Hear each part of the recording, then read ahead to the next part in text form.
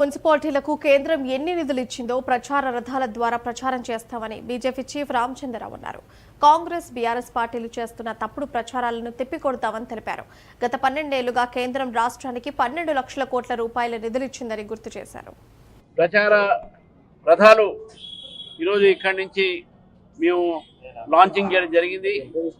ఈ ప్రచార రథాలు మొత్తం తెలంగాణలో మున్సిపాలిటీస్లో తిరిగి ఈ మున్సిపాలిటీస్లో భారతీయ జనతా పార్టీ కేంద్రంలో రాష్ట్రానికి ఇచ్చినటువంటి ఒక సహాయ కార్యక్రమాన్ని ఏ పథకాలైతే తెలంగాణలో మున్సిపాలిటీస్లో కేంద్రం ఇస్తున్నదో మేము ఇంతవరకు ఎన్ని నిధులు ఇచ్చినాము ఇవన్నీ కూడా వీడియోలో ఈ ఏవి ఒక వెహికల్స్లో దీని ద్వారా మేము ప్రచారం చేస్తాం.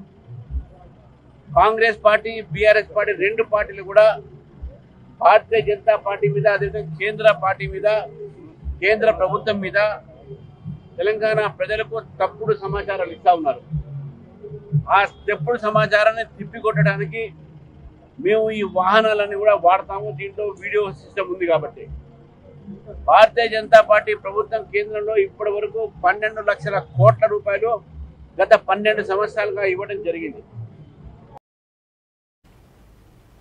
లోక్సభలో గందరగోళం నెలకొంది. రాష్ట్రపతి ప్రసంగంపై ధన్యవాద తీర్మానంపై చర్చ సందర్భంగా